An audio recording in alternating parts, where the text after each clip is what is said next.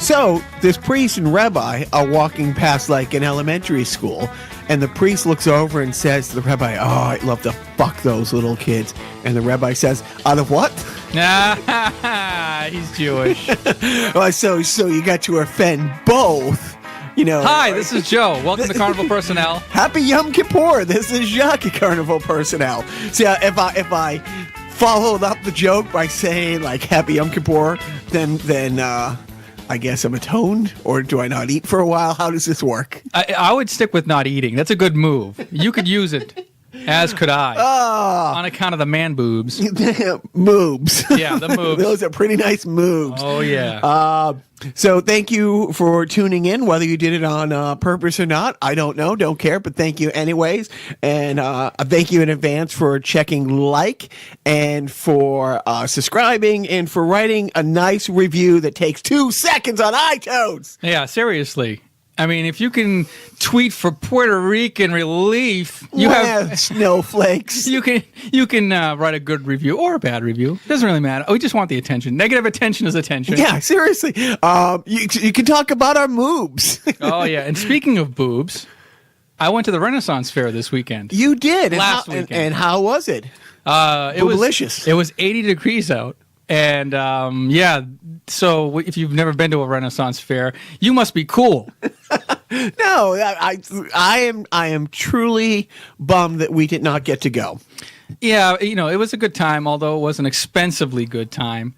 Yeah, But what, honestly, the drive-in's $100 if you go, it's a whole family. If you go Six Flags, you're not getting in or out of Six Flags or Disney under $100 a person. But there's no Joker roller coaster at the Renaissance. That is true. Yes, but getting back to what it does, it has jousting. Yes. It has these fun little comedy kind of innuendo, ye old shows. Right. There's the bordello. And then you got basically Boob Fest. Yeah. So there was, okay, we'll get it out of the way. I'm a heterosexual male who likes boobs.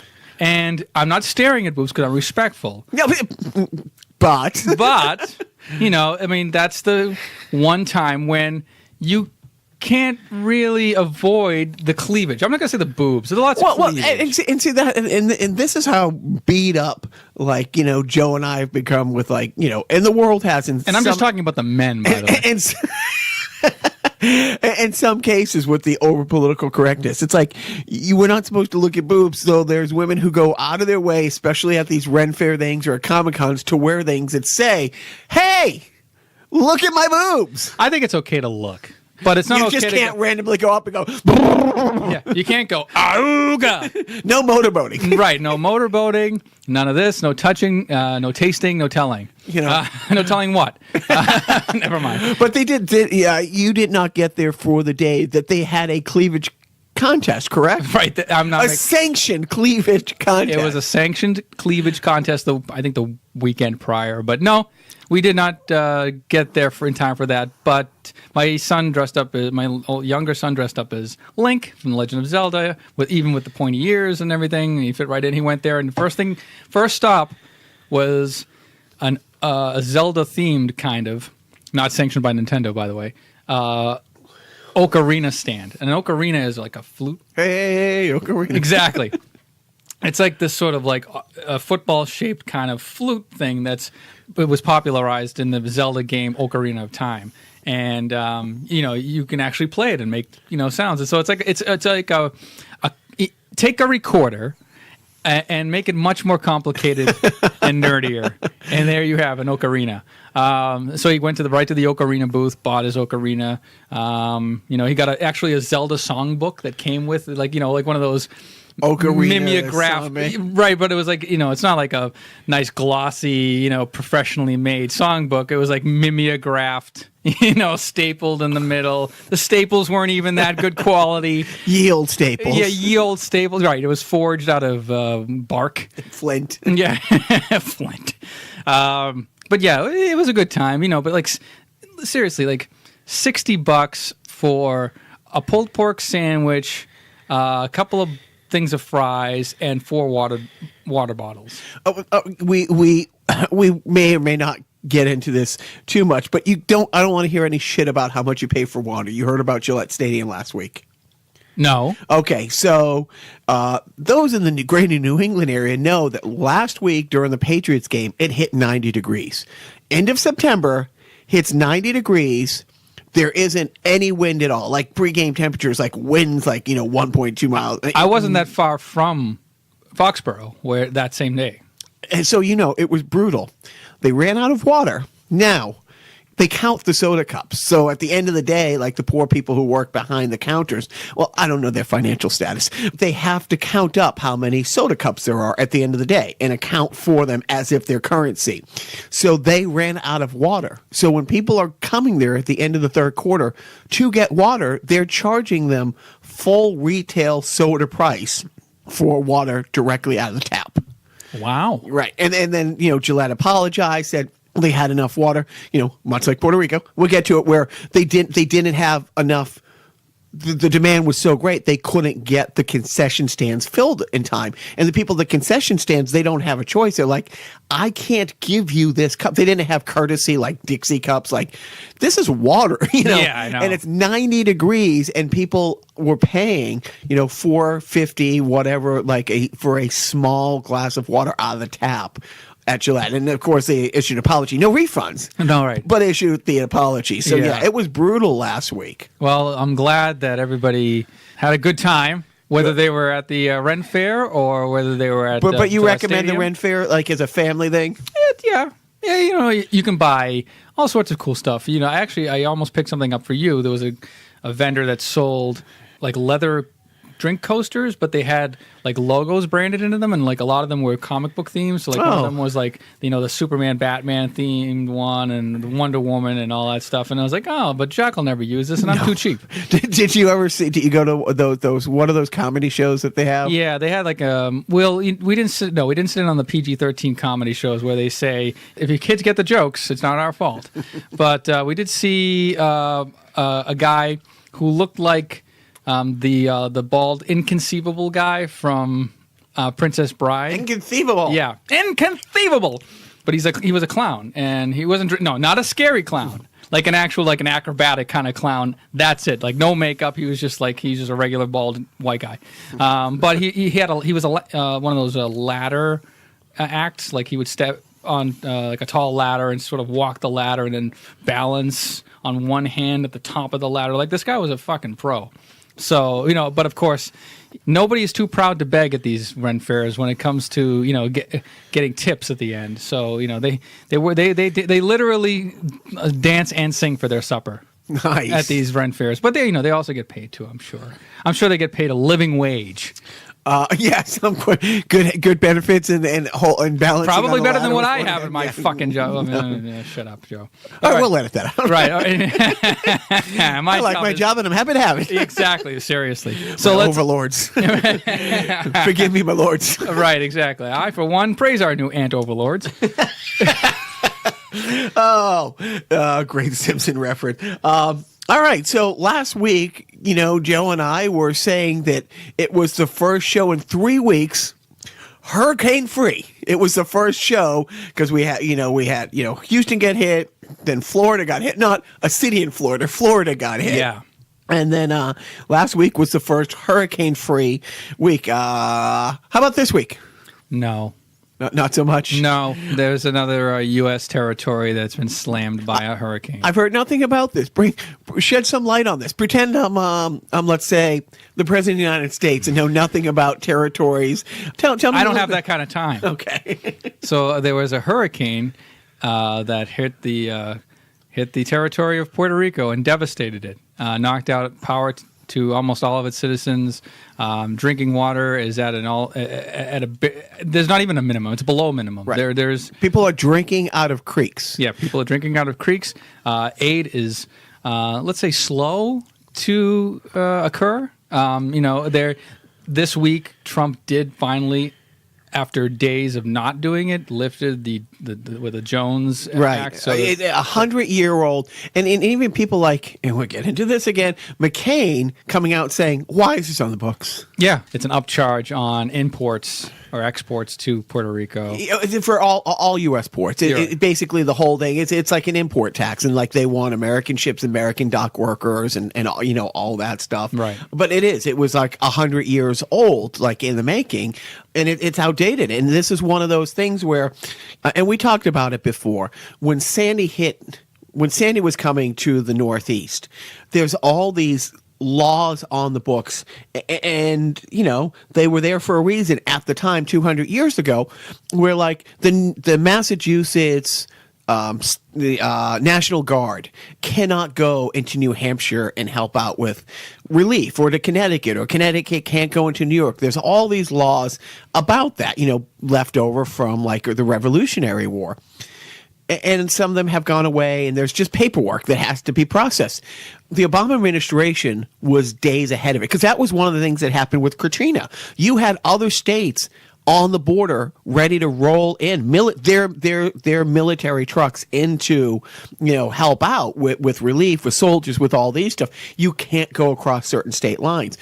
With Sandy, they learned from the mistakes of Katrina and did away with that earlier. They're like, okay, we got 5 days. This storm's coming. We know it's going to hit. How bad it's going to hit, we're not 100% sure. Let's process the paperwork now. So the second New York needs to go to New Jersey, people from New Jersey, Philadelphia need to come into wherever help needs to be. We want to be able to mobilize and get people and aid there instantly. And it's one of the things I will never forget.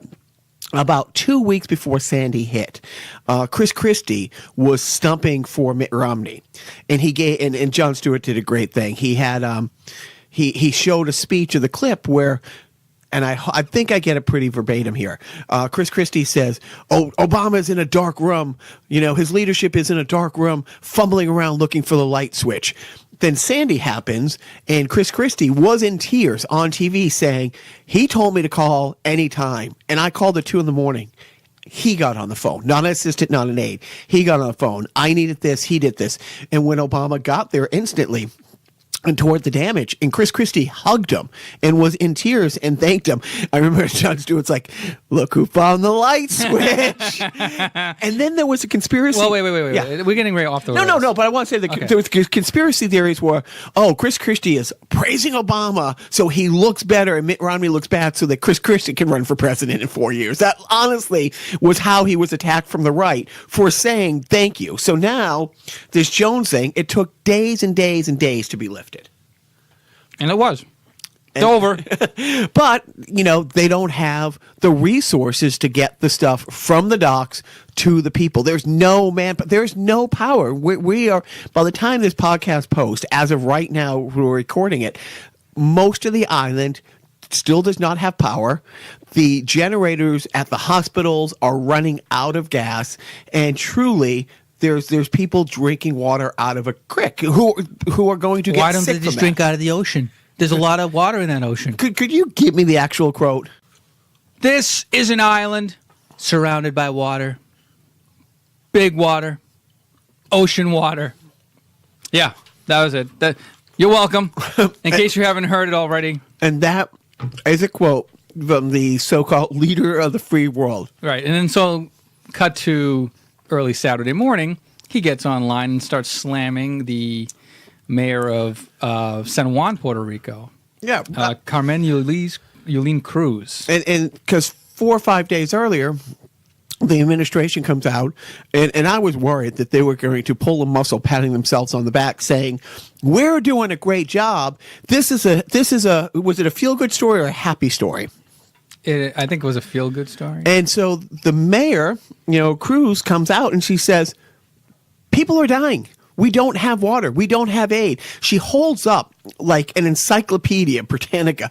For those of you who don't know what came before the iPhone. And she holds up literally this gigantic stack of paper. And she's like, FEMA is asking us to fill out request forms. Why don't they just go online? And they were told to go online. I mean, Joe's being funny, but they were told to go. And here's the mayor saying, I'm not being funny. I'm being real. If you don't have power, you can. And then she said, she quoted the Marine thing about adapting and overcoming. It's like, if you can't get online, you find another way. This is America.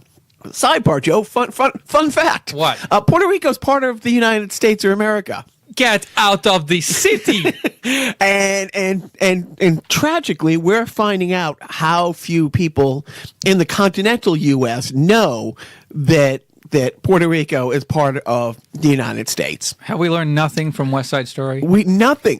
The only thing I learned is when you are a jet. You're a jet all the way from your first single breath to your last dying day. Oh! Wait, that's not part of the song.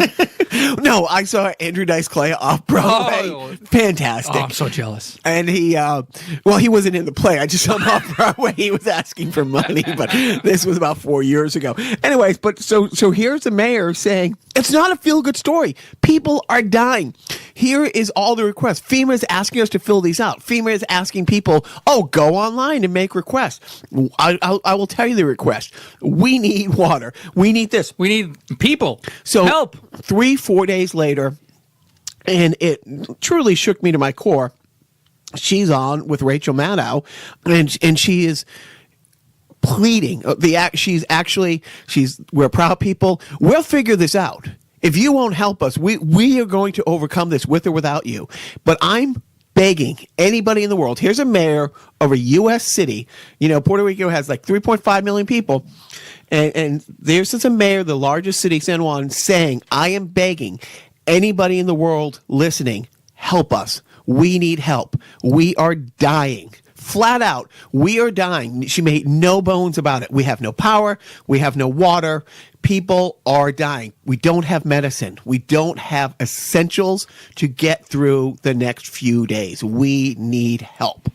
Yep. And Trump, in classic Trump fashion, said, maybe you wouldn't get into this mess if you had just had better leadership and better infrastructure and had your shit together before a massive hurricane of global. The power grid's outdated. Yeah, right. The power grid's outdated. You should have been a state earlier. Right. But he did. I mean, and where did those tweets come from? I believe Mar-a-Lago. Yeah, he is on a golf course picking a fight. And again, picking a fight with a woman. Go figure. Saying it got very nasty. She's very nasty with the nasty woman again. Yeah, nasty woman. All right, so we've been saying J.J. Watt is great and what J.J. Watt did with Puerto Rico. And I don't know this. I mean, who are the J.J. Watts stepping up for Puerto Rico? I heard that Kurt Schilling. Funny enough. Is it funny enough? No. I mean, do you have to give credit here? I'm just hoping that he can drive his van across the water. Because he's in that van. Yeah. Down by the river, which is also a water. But I know that Pitbull was chartering flights by himself, paying for flights to get cancer people. Yeah. Jennifer Lopez. I think she donated like $1 million. I mean, money's great and money is needed. But what they really do need is government intervention and boots on the ground. People getting the water from the docks to the people. People, right. The Army Corps of Engineers, they're working on the power grid. Royal Caribbean Cruises is picking up people from Puerto Rico and shipping them back. Like they're rescuing people that are stranded on the island and bringing them back to the mainland. I'm not sure if these are just tourists that they're picking up or if they're actual, or if they're all just like, mainland U.S. citizens or whatnot. But, Royal Caribbean Cruises is doing more to help than FEMA is right now. And the thing is, you thought, look, the response in Texas was pretty good. It really was. And not, again, because Blotus didn't even get down there for the week. He had a really bad PR experience going down the first time, so he had to go back a few days later and throw water through car windows. And hand out hats. Shut up. Stop. It's awful. But he did okay, and he couldn't stop bragging about how great of a job that he did. And then Florida, the same thing. I mean, again, there was enough people mobilized for Houston, like Kurt Schilling, who just drove from Texas over to Florida to help. This is a U.S. city. This is the same as if it was Miami. It's the same if it was Houston. Yes, it is surrounded by water, but the people could get there. So what can I do to help? The same thing that you can do with Houston, Texas. There's all the Red Cross. But honestly, with this, it isn't about money. I know. It's nothing that we can do. Right. It's really this is where the government... There will be relief funds for people to rebuild and stuff like that. But right now... Right. First response. It's not about that. It's about There's water coming in. How the hell do you get there? These hospitals are running out of generator gas. How do you get gas in the generators while you're working on the power grid? Yeah. And this Mayor Cruz, she just won election for the next 40 years, I think. I hope so. I mean, she was great. Right. I mean, unless, of course, her opposition slams her poor leadership during this tough time. Yeah. And then Trump endorses that fucking guy. Anyway, enough about Trump. I'm blowing the Trump whistle. So let's move on to, how do we move on to the next topic? Lightly. All right. Take a knee, Joe. Just relax. Just take, oh, wait, no, don't take a knee. I took 2 knees. Hey now. Hello. But yeah, last week was the NFL's response to Blotus. So a week ago, what was it, about 10 days ago, he's stumping in Alabama, and Trump calls the people who take a knee sons of bitches, which here's the thing that everybody around sports is talking about. That Friday, the Sunday before that Friday statement, there was maybe about 15 to 20 people around the league who took a knee. It was pretty much over. It wasn't a front page story. It definitely wasn't a front page news story. People were still talking about Kaepernick not being able to get a job, but nobody was really talking about the players taking a knee. It pretty much blown over. And then it got blown up. And then you had, I think, 3 teams that didn't even come out of the locker room at all. Then you even had people like the Patriots, who you had either locking arms in protest, but you had 20 players taking a knee who were booed mercilessly. The main thing is that people are losing sight, or the right or Trump are doing a good job of twisting the issue, where originally this was about a protest against police brutality by one person and one black person, I might add. And it was about police brutality and injustice towards black Americans. And now all of a sudden it's about you're disrespecting veterans and the flag and what? And there's so many veterans. Well, here's the thing. So, as Joe knows, my best friend growing up's father's next door neighbor's former roommate's second cousin was in the Coast Guard. And so I think it's disrespectful to that person. Not sure if it's a male or female, but I think my opinion matters more because I know somebody who knows somebody who once met somebody who served. It's all this complete bullshit. And here's the thing, so many vets have come out and said, I served for your right to protest. I served. So many of these organizations are coming out saying, these people died for your right to exercise peaceful civil disobedience. Yeah, this is all one big smokescreen kind of racist waste of time.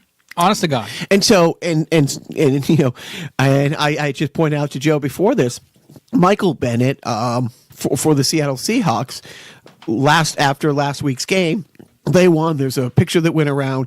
He's standing in the middle of the locker room doing a dance. He has one leg up. He has his T-shirt on, his football pants on underneath, and the whole team's around him. And you see Pete Carroll, you see the coaching staff and all that applauding whatever he's doing. Somebody photoshops in him holding a burning flag, which gets circulated thousands upon thousands of times on Facebook on these alt-right sites, and it made its rounds where sadly a good amount of people thought, yes, this black player is burning a flag in the locker room. Don't believe everything you read, see, hear, smell. And Michael Bennett was just a month before the season. He was the guy who was profiled. He was at a casino in Las Vegas, guns fire, people scatter in all direction.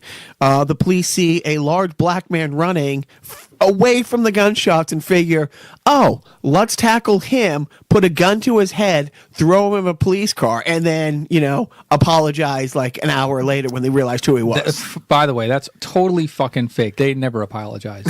They did. They gave a half-ass apology at best. And what pisses me off on a personal level, aside from all this, I'm now coaching my kids hockey. And, when you would round the kids up, you would have them come over, it's like, all right, guys, take a knee. Can't say that anymore. I don't know what the parents in the stands are going to think if they hear me saying to a bunch of 7-year-olds, we can't say the word, man, this trumps that. You can't say Trump card. Can I say, do a half midget? Can you? Is that a thing? I think that was less. That will cause less of a stir. I'm doing the half midget. But By the way, midget I know is a bad word. It Don't is a say bad that word. stupid ass. And like I told you, I had a friend who I just worked with who was a little person who, he got fired, and it was really bad. I mean, all he did was tell the women in the elevator that their hair smelled nice. Anyway, 2, 3, 4. So let's move on to something a little happier. I'm going to skip right to. Let's skip right. Skip right on over to death. Nothing. Well, you know what? I think in this case, death is death becomes him. Right. We envy the dead sometimes lately. So, of course, I'm talking about a great man, a not so great man, who recently died peacefully at the age of 91, surrounded by his 7 wives. No, I don't know how many. I think he just said the one wife. I'm talking, of course, about the legendary Hugh Hefner of Playboy. Legendary is right. So this man, I don't know where to begin talking about Hugh Hefner. I mean, I've come to bury Caesar, not to praise. First of all, let's just talk about like the immediacy of his death. So he dies, and he had this planned out for years and years and years. And I don't know how long he's had this planned out, but the mausoleum in which Marilyn Monroe is entombed, he bought the space next to her.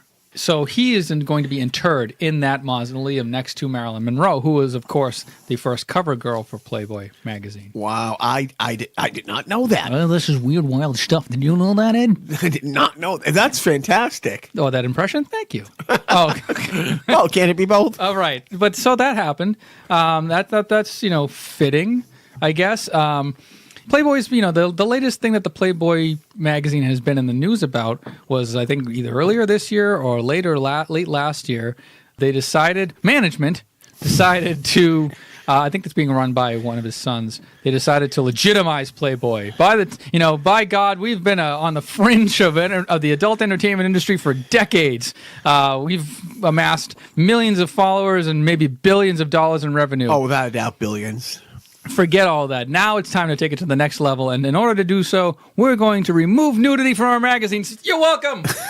You're welcome, everybody. How'd that work out for them? They went back to nudity. Okay. Yeah. Did an issue later, 2 issues later, did we just go? But you want to talk about maybe briefly, like, the different things about Playboy, like the Playboy Mansion, the Playboy Club. It's funny. Playboy Mansion. That's a good place to start. He sold the Playboy Mansion a few years ago. Right. And it's like one of those, all those infomercials about the reverse mortgages. He sold the mansion with the stipulation he gets to live it until he dies. Yeah. Yeah. Pretty good thing if you can work that out. That's how I want to go. I'm going to sell you my house. You give me the money. I'm going to kick around for a few more years. Yeah. It's not a bad deal, but like, I don't know when they stopped having parties over there, but like, just the do you remember any of the stories? Actually, there's one story about the Playboy Mansion that I just recently heard retold by Jim Carrey. Let's hear it. So Jim Carrey, and if you listen to the Gilbert Gottfried Amazing Colossal podcast, Bob's Muda tells the same story. So Jim Carrey played Andy Kaufman in Man on the Moon, and he collaborated with Bob Zamuda, who was Andy Kaufman's writer. And they had a character named Tony Clifton that Andy Kaufman would play. He would put on this prosthetic face, this big fat suit. Tony Clifton was a really bad lounge singer. Very vulgar, very gregarious. Awful comic / lounge singer. Oh, Laurie! Whoa. That's the kind of entertainment you would get out of Tony Clifton. So long story short, they decided to pull a prank on Hugh Hefner. They wanted Jim Carrey to come to the Playboy Mansion while this movie was being developed, or I think it was close to its promotion and release. So they wanted Jim Carrey to grace the mansion with his presence, and the studio called back because at that time Jim Carrey was not Jim Carrey. He walked around the earth as Andy Kaufman. Yeah, he did one of those method. Right, those Daniel Day-Lewis kind of things. Did not come out of character. Right. So the studio or his representative said, no, well, Jim unfortunately is not available, but Andy Kaufman would like to come in, but he'd like to come as Tony Clifton, and if that's okay, then we can set it up. So they agree. Tony Clifton arrives. All the Playboy playmates are posing with him. taking pictures with him by the pool, and then all of a sudden, Andy Kaufman shows up. It's Bob Zmuda in the suit. Bob Zmuda is then swarmed by security, basically, and Jim Carrey as Andy Kaufman's like, I don't know who these pranksters are. I mean, they got past your security, they got past my, That's awesome. Yeah, and Bob Zmuda got his ass kicked by security. They were kicked out of the mansion. But when Jim Carrey arrived, as Hugh Hefner is palling around with Tony Clifton, he looks at Hugh Hefner, and Hugh Hefner's face went ashen. Like, oh my God, who the hell have I been hanging around with for 2.5 hours? That's unbelievable. Yeah. That is great. So I'm not doing the story justice. No, it's great. I will tell you, I know for a fact, having friends who had to deal with this, when you got invited to a party, if you were a dude who got invited to a party and wanted to bring a significant other, had to submit a photo. Yeah, wow. Like there was a, right, and a vetting process. There was. And the people who I know who were invited, supermodels, like line up like dorks at a midnight showing of the new Star Wars, in order to have this guy spit on them. You know what I mean? Like probably literally. But it was just so funny. It's like got a call from his press agent. It's like, can you take a photo and this is going back a few years and fax it over? You had to pass. So, I mean, about Hugh Hefner himself, the man, the myth, the legend, was he a civil rights advocate? Yes. Yes. Was he an extreme exploiter of women? Maybe. a little bit, you think? Little bit. I mean, there's obviously that story about Gloria Steinem. In 63, yeah, she went undercover. She went undercover as a Playboy bunny at one of the Playboy clubs to just sort of show what the working conditions. Whatever happened to her? I don't know. Where is she now? I know. Yeah. But I think it's a little from column A, a little from column B, because you'll hear countless stories about how people of color, entertainers of color, specifically like comedians like Dick Gregory from the 60s, black comedian, got his foot in the door, on the mainstream door, because they were allowed to play at the Playboy clubs, even in clubs in the South, which were not allowing. Really? Clubs in the late 50s and 60s weren't really progressive. That's interesting. Guess what? But so he was a civil rights advocate, and he did break down the color barrier in a lot of respects on that end. At the same time, did he exploit women? Now, I'll maybe, kind of paraphrase what Jacques likes to quote. They bought their tickets. They knew what they were getting into. I say let them crash. The models... were any of these models abducted off the street and made to pose? That's for the judges to decide.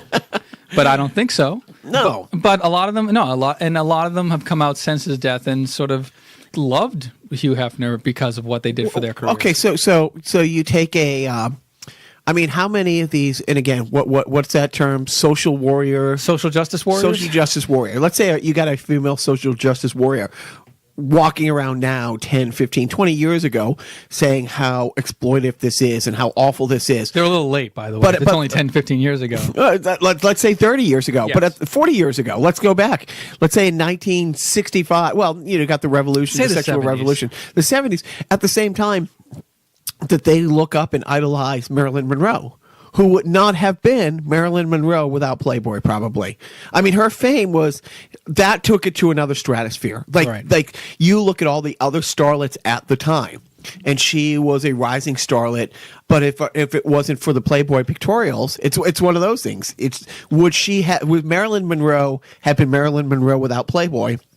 Would Playboy have been Marilyn Monroe without Marilyn Monroe? So you can't say, look at how great that she was, and brave and bold and risk-taking, and at the same time say the guy who allowed that to happen, who made that opportunity to happen, who took risks himself. At the same time, we live in an age where we can't imagine boobs on they now have that on almost, we're pretty close on network TV. They're big on side boobs, but it's like... Well, Game of Thrones, right? Right. Yeah. But this is a guy who...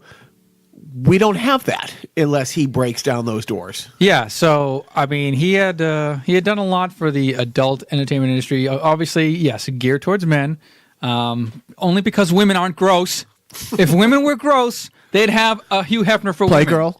Yeah, come on. Wasn't that run by Playboy, by the way? That's what I mean. Right. But exactly. he did have that. He's basically hedging his bets. Moving. No. Before we move on, my favorite thing, other than the naked ladies, with Playboy, the greatest writer in the last 100 years. Kurt Vonnegut.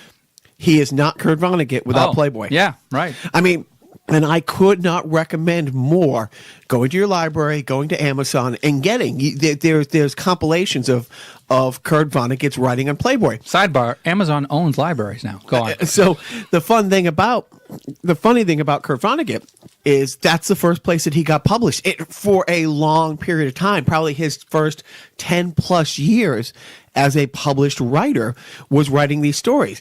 He ends up developing this character in most of his books called Kilgore Trout.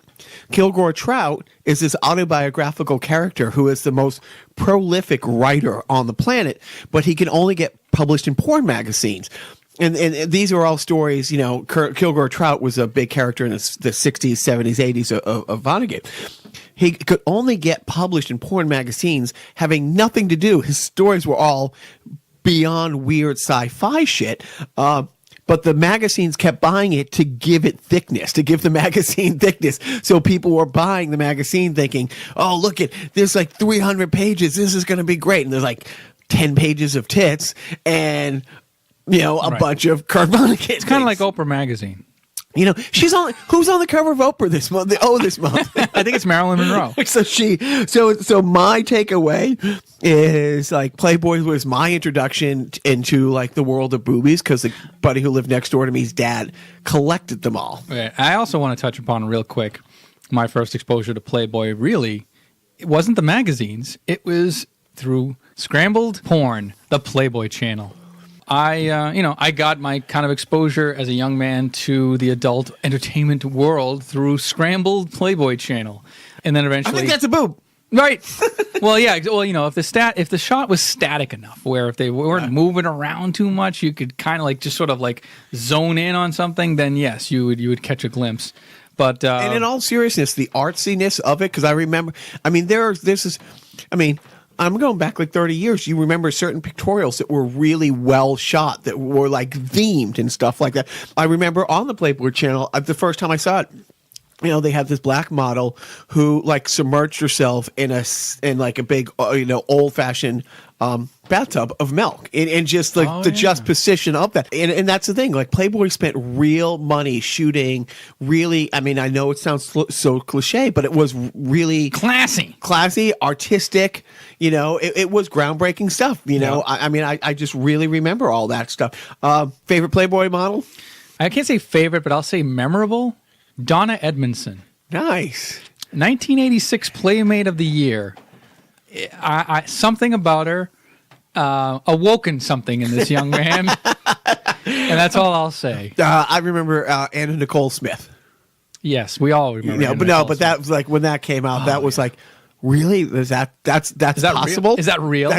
No, turned out it wasn't. Not even close. But real nice. Right, but then we also think of everybody's career briefly. The main juggernauts of Playboy Playmates. You had Pamela Anderson, Jenny McCarthy, Pauly Shore. No, wait, that was at the Playboy Mansion. That launched this Playboy Mansion. In some of the fun stuff that they used to do, the things that I really remember are the women of like the different college football conferences. They would always do that, and I think that's the first time I ever thought, I want to go to college. Like I really remember like 7th, 8th grade, like, the girls in the Southwell Conference. And let's not forget the stunt celebrity casting. Like you'd have Drew Barrymore or, I think like Debbie Gibson recently did a pictorial, but like you'd have like Cindy Crawford and like all these names. And here's an interesting point.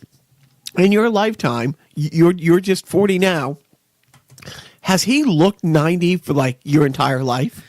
No, but I mean, he did look about 75 for my entire life. I mean, he's literally, as far as I'm concerned, for like at least the last 30 years. If you told me 30 years ago, if you told me he was 90, I would have believed you. Right, but then you see like, on the news, if you see like news reports of Hugh Hefner's death, they'll post like pictures from him in the 60s, like the Playboy After Dark version. Right. The rat packing. Yeah, like the dark-haired, suave, literal Playboy.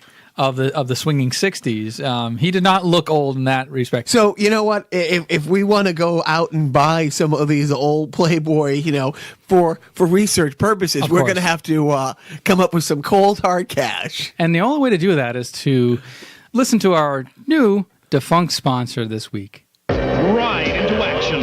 Live the excitement as Mask, Mobile Armored Strike Command, fights to neutralize Venom and its forces of evil.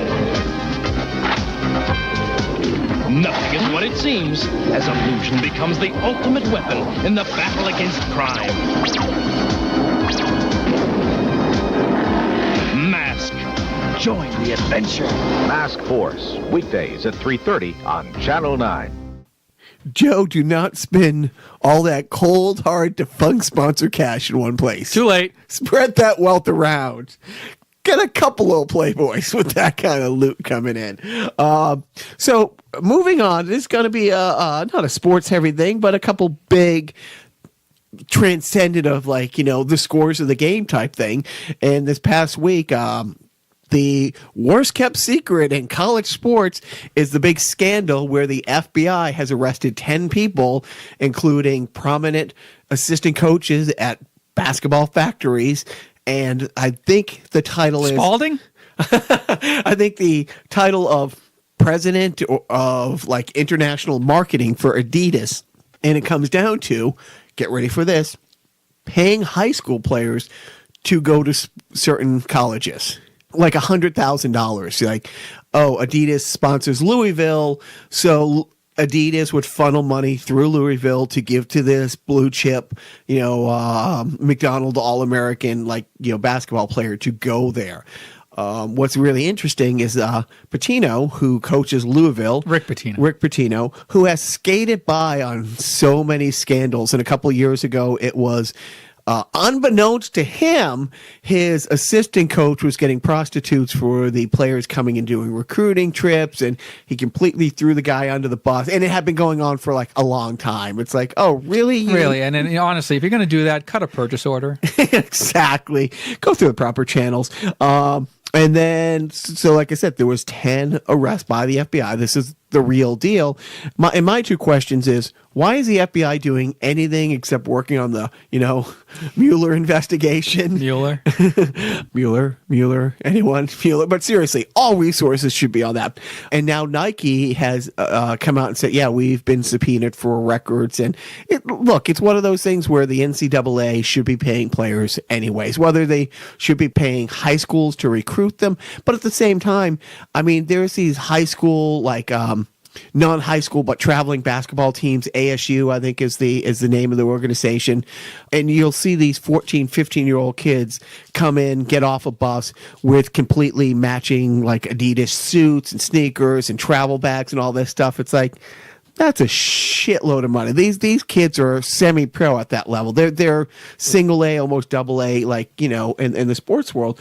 But you think about it, where the U.S. Trojans play at the LA Coliseum, and they will have 85,000 people packed there on a Saturday night. The Los Angeles Chargers, who play at the Home Depot Center, that seats 30,000. They were trying not to show it on TV last week, the crowds, but you had about 15 to 20,000 people. So you can pay Phillip Rivers $15 million a year to be on a sub 500 football team, but there's no money for the players on the UCLA Trojans that are playing in front of 85,000 people with about the same amount of TV ratings. It's a profit deal. It is, but not the schools make hundreds of millions of dollars. The coaches, an NCAA football coach or basketball coach is making, $5 to $10 million. The players, we're giving them a $20,000 scholarship to go here. It's like, really? Some of them get full rides. Some of them get full rides. Let's say it's a $50,000 college. Look, there are many sides that are at fault here. Many sides. Many sides. But there are many great people on both sides. Many great people on both sides. Yeah. Let's get into a little NASCAR talk. Turn left and go fast, baby. So a week ago last Friday is when Blotus blew up the thing with taking a knee and the sons of bitches and all this stuff. And unclear that you can't just fire people who are under contract without paying them. So if you want to go ahead and fire an NFL like player who's making $8 million a year, go ahead. You now don't have an inside linebacker, and you have to still pay him $8 million. The other thing is slavery's not there, so you can't just tell people what to do. First Amendment. Take all that aside. Joe and I, a few weeks ago, have talked about this a number of times. Patriot fans who are liberal snowflakes like ourselves, it's a bitter pill to swallow how much money it turned out that the Kraft have given to Blotus for his campaign. It kills us that, Tom was a wishy-washy supporter early on, like really, really early on with the hat in the locker. But the big thing is when they went to the White House, but just recently they gave Trump a Super Bowl ring.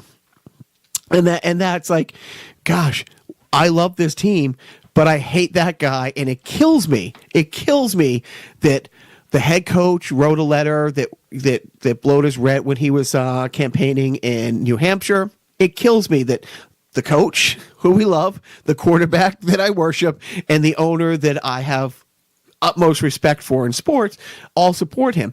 Well, this week, NASCAR came out a few days after the NFL took a knee, and almost everybody took a knee in the NFL. It was glorious. I wish even more teams didn't come out of the locker room. But because they were protesting him, not anything else. Anyways, 2-3 days later, NASCAR comes out, and NASCAR has a blanket statement. NASCAR works a little different. You have to pay to race. There's no barrier to entry except money. So if you have an owner who's willing to buy you a car and pay the entry fee, you or I could go tomorrow. I mean, there really isn't a feeder system. There isn't a AA, AAA. You have to work your way up. If you're good enough to race and not, a wreck, and you have a sponsor, you can race. So NASCAR can say to anybody, you're not racing this week. They have that luxury. So they came out and said, any crew chief? Because a crew chief is almost as important as the drivers. If you don't know anything about NASCAR, the crew chief is almost as important as a driver. But they're like any driver, any crew chief, any owner not standing during the Pledge of Allegiance, will be banned from racing. In which I don't know if you would say they're Wayne Gretzky, but honestly, Dale Earnhardt Jr. has to be, he's the crown prince. I mean, his dad is Mount Rushmore of NASCAR racers. Junior's pretty much up there, and Junior came right out, no bones about it. He had a great John F. Kennedy quote, basically saying, if you don't support quiet, peaceful protest, like, violent revolt is inevitable. So now everybody in NASCAR has to go through, we're going through the Patriots. We love the Patriots. We hate that they support that guy. What did Patton Oswalt call this? Oh, thank you. Patton Oswalt called it NASCAR fans Kobayashi Maru. And I nobody needs me to explain the Kobayashi Maru. I do. But I will. It is the epitome of a no-win situation. In Star Trek, to become a Starfleet captain, you have to pass a test called the Kobayashi Maru. It is a no-win situation. And truly, it's not how can you get out and how can you win the situation when facing certain death. How do you keep composure? How do you keep your crew doing what they need to do, knowing that they're moments away from annihilation? And the test itself was called the Kobayashi Maru because you're in a simulator flying a ship called the Kobayashi Maru.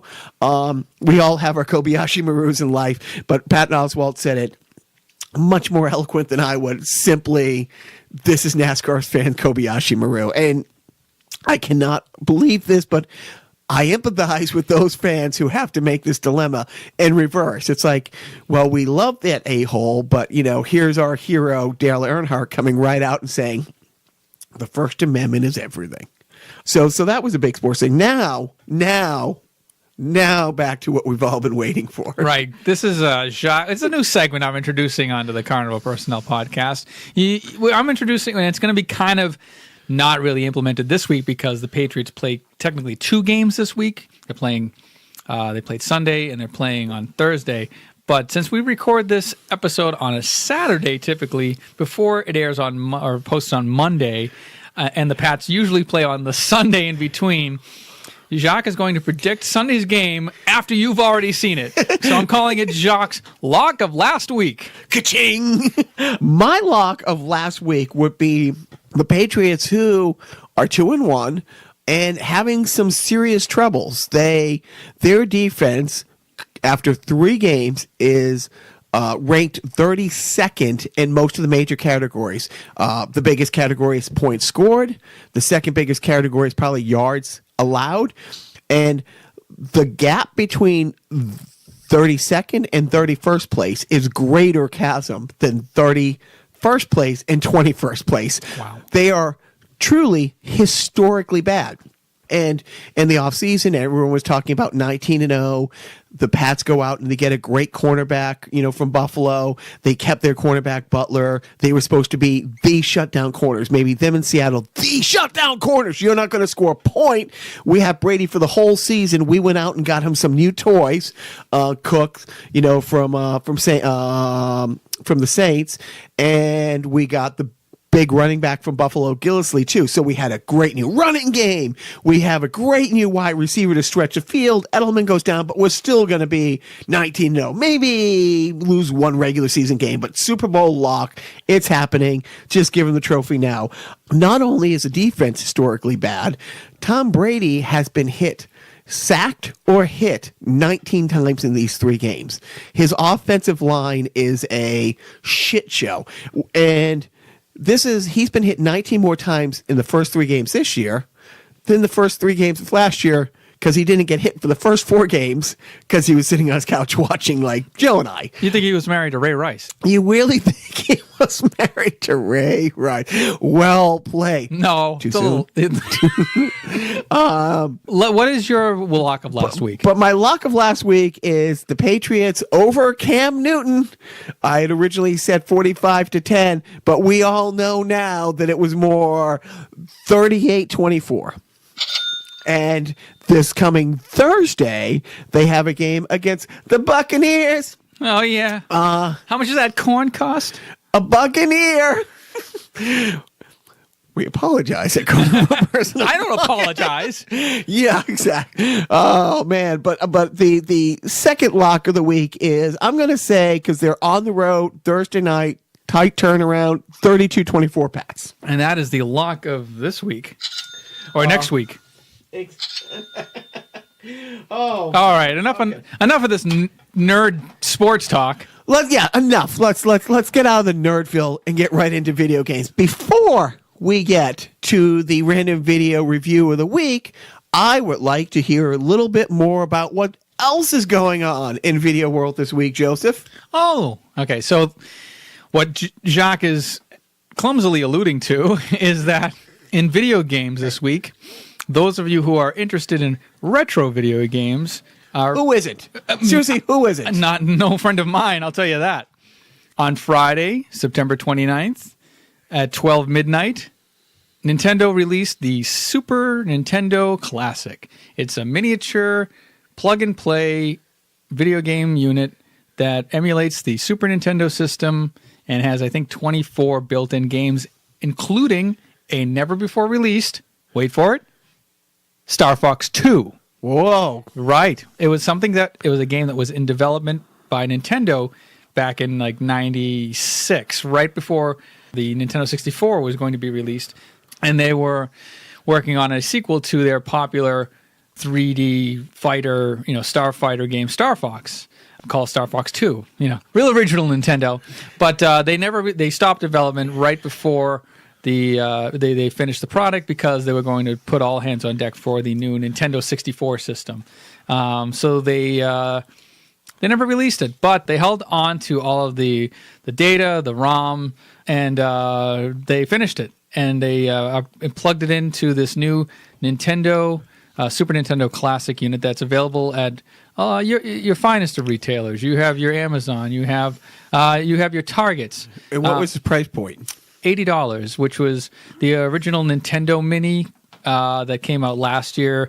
That was like the eclipse. Like if you blinked, you missed it. And that was the thing. That was kind of a scam. Well, I don't know if scam is the right word, but they knew this was coming out. Right. Well, that's the thing. So Nintendo, when they released the NES Classic Edition, they underproduced, as Nintendo is wont to do. They usually underproduce and try to, like, you know, they don't make a lot of money on hardware typically. So they thought, we're not going to pump out, you know, a gajillion of these NES Classics and have them sit in a warehouse because we don't know how well it's going to sell. Turns out it sold like gangbusters. So they underproduced the NES Classic. So Super Nintendo Classic is supposed to, I think they've tripled the production of this system. So like Target's got 30 of them at a time, and they're going to keep producing them over the course of the holiday season and into next year, and they're actually bringing back the Nintendo Classic Edition next year, so that's something to look forward to in case you're jonesing for some Super Mario Brothers 3 on the original Nintendo NES Mini. But for the Super Nintendo Classic that's been released now, there's all the hot titles, Legend of Zelda: A Link to the Past, the Super Mario World, the Super Metroid, F-Zero was a fun racing game. All the classics. Jacques looking at me with the same glossy-eyed stare that I give him when he talks about the USFL. But it doesn't matter because I know what it's about, and you know what it's about out there. And it comes with 2 controllers. That's another thing that is an improvement. So now you can play 2-player couch co-op games. It doesn't have online access, just like the other Nintendo Mini.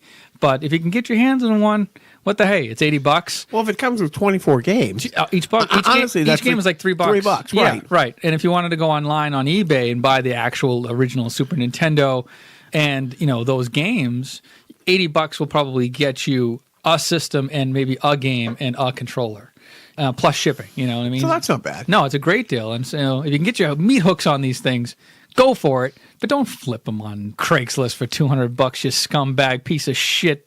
Be nice. Leave Freddie out of this. Now, with that said, okay, that brings us to this week's random video. And you know what? I'm going to do this. A special random video game review. There's on that lower shelf, there are Super Nintendo games. So in honor of the Super NES Classic Edition, yes, those great ones. Any one of those, I don't have a lot of them, and a lot of them are kind of shit. So hopefully he pulls out one that isn't shit. I'm going to try to guess which one it is, and I'm not going to be able to tell because it's kind of far away. He pulled out like the 4th one from the left, and I have them in ABC order, so I'm going to guess Family Feud. Did he pull out Family Feud? No. Oh, it's Mario Paint. This is a very classic game. It's not included on the NES Classic Edition because this requires the use of a peripheral called the Super Nintendo Mouse.